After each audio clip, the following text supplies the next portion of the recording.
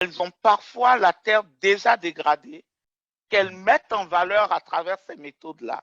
Et donc, le challenge pour l'État béninois, et c'est la question qu'on se pose tous, c'est qu'elle doit, dans la mesure, dans les stratégies de gestion durable des terres, on doit trouver la méthode d'accorder une certaine période d'utilisation à celui qui met en pratique les terres pour qu'elles revivent.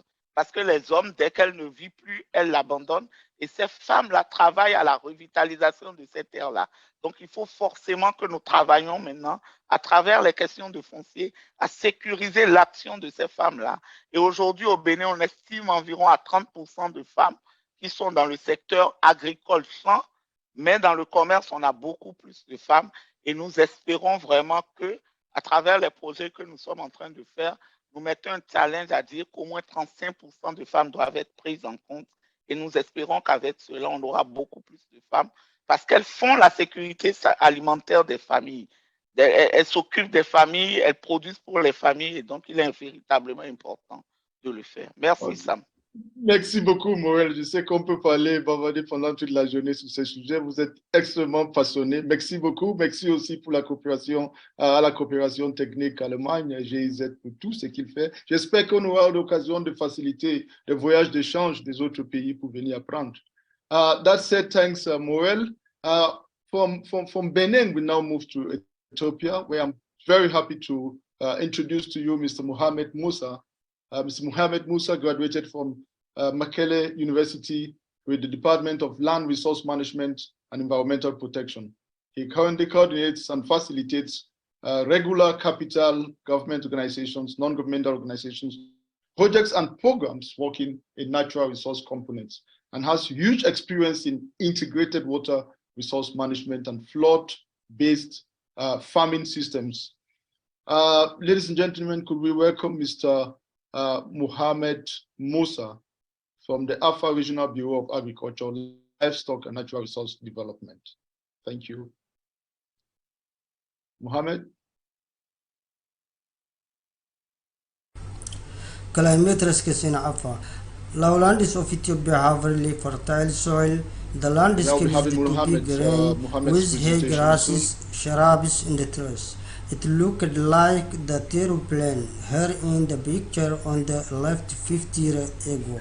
Today, the same areas looks like a desert because of consecutive drought, flash flood, and desert locust. Climate change has led to a degradation of dry river valley. More and more pastoralists are exposed to gully erosion near the settlement. Next slide. According to a study by Potsdam Institute for Climate Impact Research, there is an increase of extremely dry months predicted for Afar. In the graph, we see that both with a warming of 2.6 degrees Celsius on the top and 7 degrees Celsius on the bottom, up to 12 extremely dry months are modeled for Afar. This would correspond to a constant drought situation. Next slide. The dry valley rehabilitation and the productive use approach has the objective to rehabilitate soils for adaptation to climate change impacts and to strengthen the drought resilience on agropastoral communities. Lowlands have little regular rain but many floods. Those floods are our opportunity to use effective technologies. One of the technologies also included in the Afar Regional Adaptation Plan are water spreading weir. They conserve soil and water to buffer future climate risks and support productive use. Monitoring of their effectiveness and visibility improves understanding among decision makers and large-scale implementation. To coordinate and cooperate on institutional level, a climate change committee was formed as regional stakeholders. Next slide. When we tested the climate change adaptation monitoring tools developed by HFFA research stakeholders from scientific and political partner institutions assessed how effective adaptation technologies are versus impacts of climate change.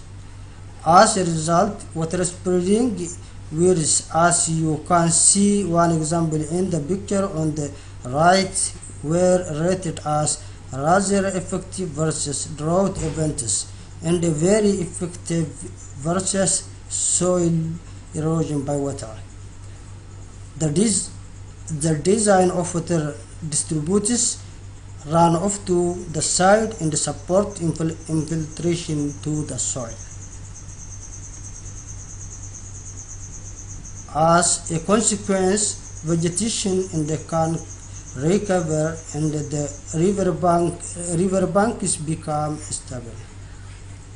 Access of water and foods are improved for the pastoral community and livestock. When it comes to socioeconomic indicators, the local visibility of water spreading varies in Afar was rated as average, while the job creation benefits was B+.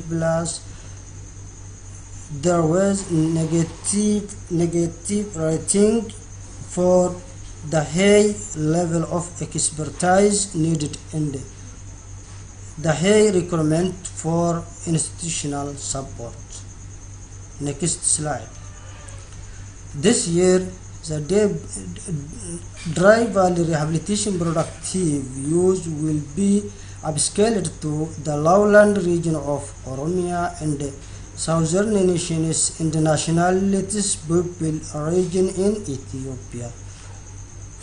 The idea came up during the Dream 2 conference on coordination and cooperation for strengthening resilience in arid and semi-arid lowlands in Africa. The Oromia Regional Bureau for Irrigation and Pastoral Development has requested GIZ for technical support to implement water spreading ways. For knowledge transfer, professionals from Afar traveled to Oromia to directly pass on their skills. On political level, there is continuous exchange during quarter-yearly meetings. Oromia is a promising example of realizing DVRPU at scale because of the high potential for productive use. Compared to other regions, there is a good understanding of utilization of natural resources and a high interest in diversifying livelihood options. Next slide. Collaborations and actions across sectors, skills and disciplines need to be strengthened in order to make adaptation and resilience is a common goal. Example, land degradation impact assessment, awareness creation to the political leaders, cascading and implement to all levels of governmental actors, knowledge management, expertise exchange internally and abroad, database establishment for information exchange among development actors, awareness cascading, the implementation of dry valley rehabilitation productive use to all levels of actors, knowledge management, experience exchange internally and abroad. Thank you for taking your attention.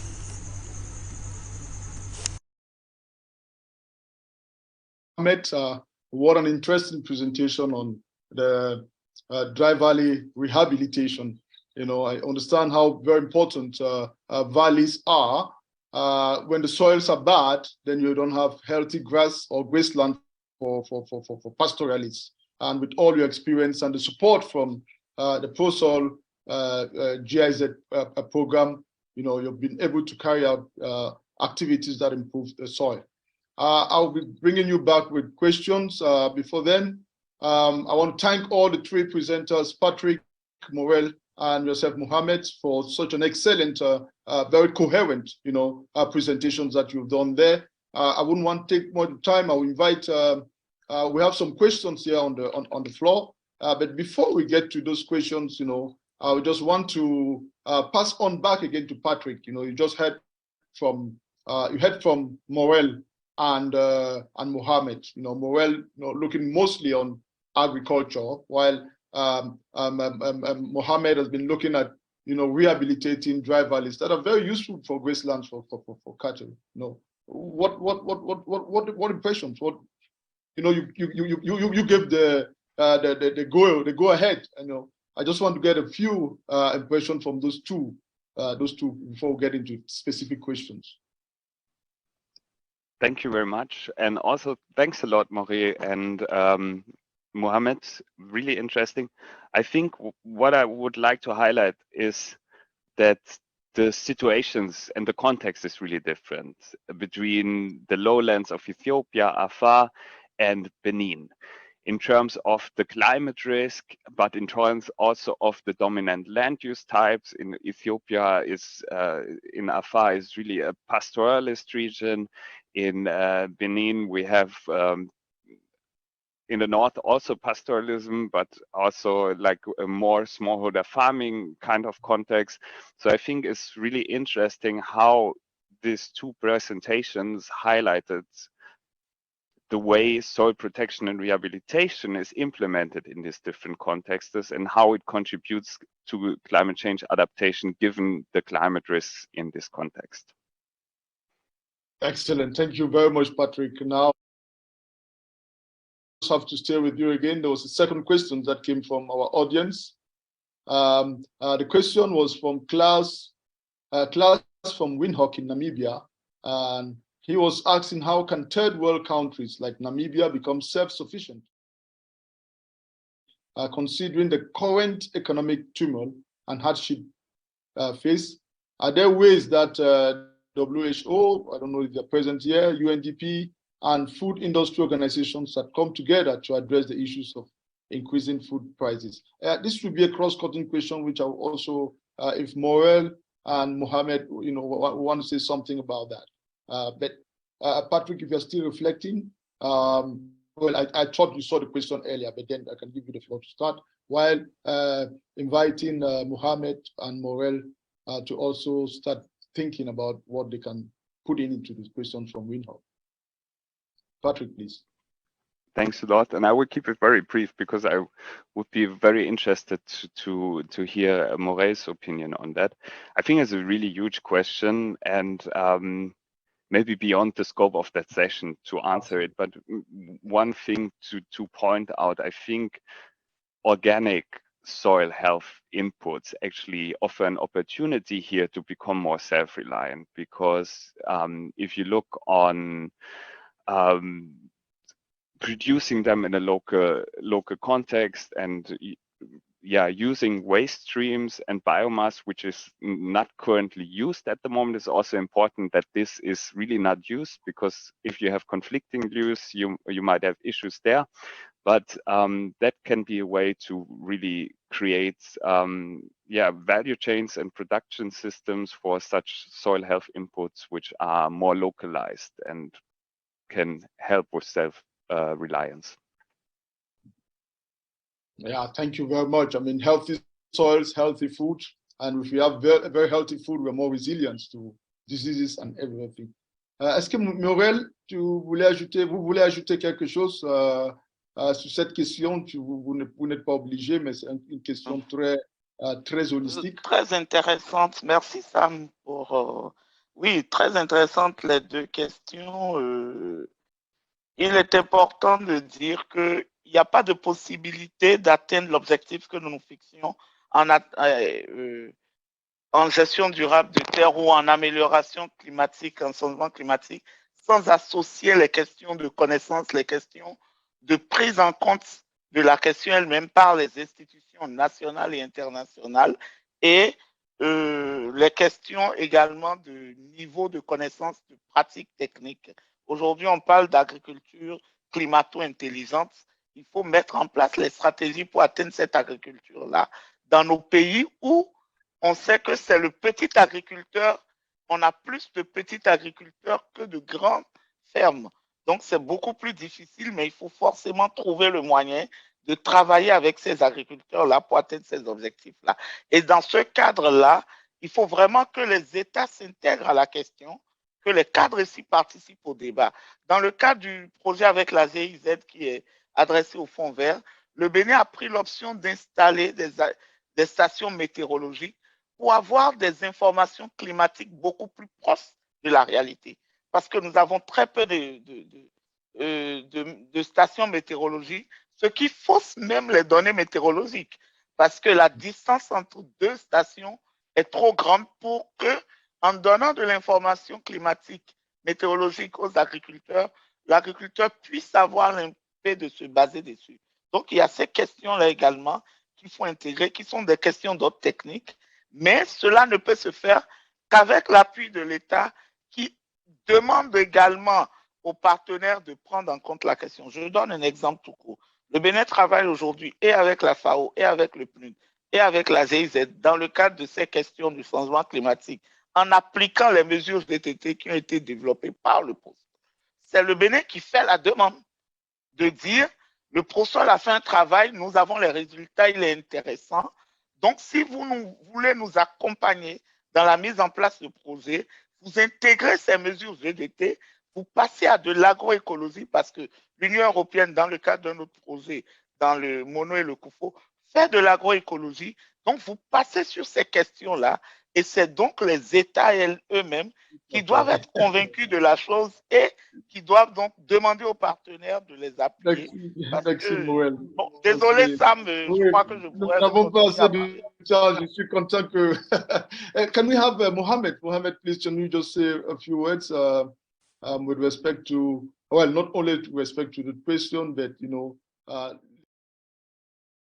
well, Patrick gave a very overview, and Muriel has, with much focus on crops. Can you say a few words, Mohammed?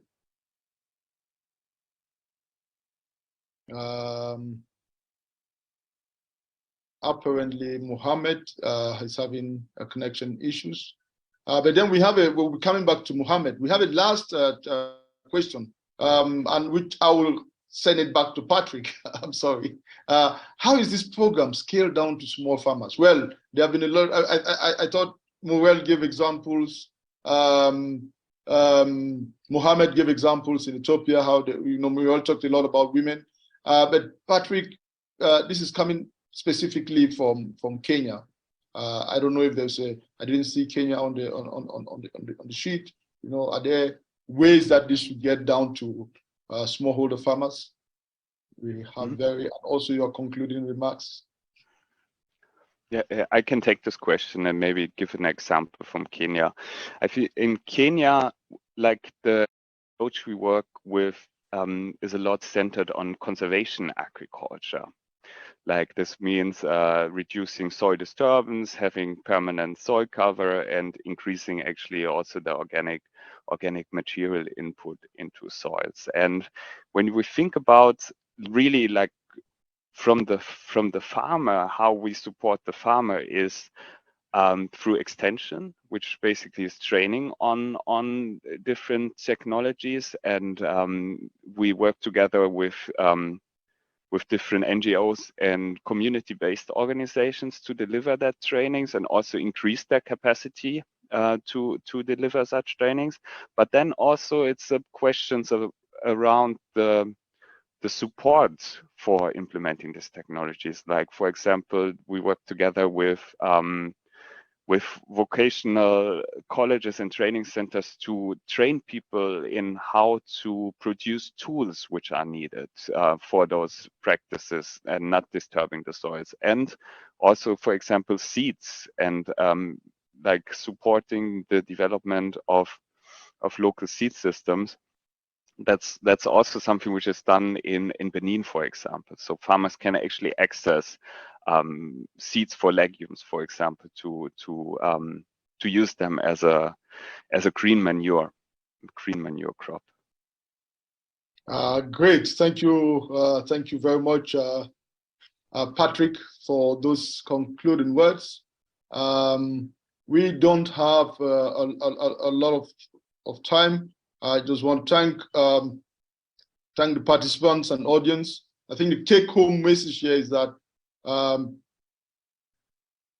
locally adapted innovations of soil protection and rehabilitation are very effective adaptation options. We saw that in Benin with examples of Mucuna, and we saw that in the rehabilitating dry valleys in Ethiopia. And in order to achieve and sustain the impact of this challenge, we need to have an enabling environment. We need to have social innovations beyond technical expertise. We need to have government involvement. We need to have technology. We need to have policies and processes. We need to have the funds also to support all this. And yeah, great. Any last, Morel, je vois tu voulais dernier mot avant qu'on se sépare.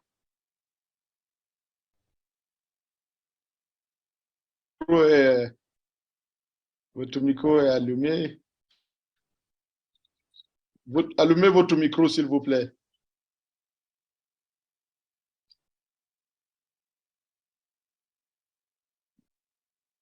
Allumez votre micro.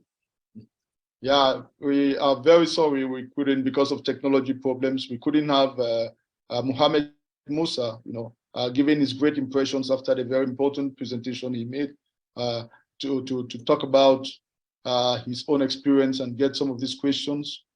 Ça va, Muriel? Ça va, Méa? Muriel se débrouille avec...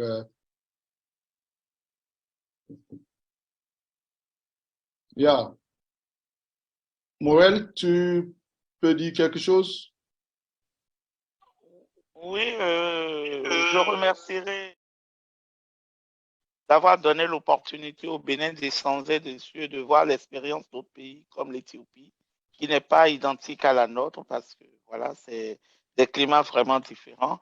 Mais l'idée derrière, c'est de dire également merci parce que pour pouvoir faire une mise à l'échelle, il a fallu que des gens travaillent au niveau de base pour permettre d'avoir les éléments pour cette mise à l'échelle-là. Donc, c'est l'occasion de dire merci à la GIZ à travers Patrick et aussi de dire que pour nous, le challenge ne s'arrête pas là. Le challenge aujourd'hui que nous pose, nous avons beaucoup de petits agriculteurs, mais les grosses fermes nous posent le challenge aujourd'hui de savoir, en raison de la pénibilité de certaines pratiques, comment est-ce qu'on peut les appuyer à atteindre leurs objectifs. Contrairement au Kenya, qui posait la question sur les petits agriculteurs, nous, on est sûr que nos petits agriculteurs peuvent mettre en pratique, mais c'est plutôt ceux qui ont des grandes fermes et c'est sur ce challenge-là que je lance la GIZ en terminant mon propos. Et vraiment, merci de nous avoir invités. Merci. Merci Muriel, and thank you very much, everyone. We have to stick to time. And thanks also to GIZ for organizing this special session on climate. And we look forward, if I have to be just, to give Patrick 1 second or two to say our own final words also, and then we close the session. We're already 3 minutes behind. Yeah, so just from my side, big thank you to Maurice and Musa for being with us today and sharing their knowledge and experience, and to all the participants as well. Thank you very much, and yeah, hope to exchange further on this in the future. Good. Have a good day. Thank you. Bye bye, everyone, and have a wonderful day. enjoy the Global Landscape Forums, still continuing, and bye-bye.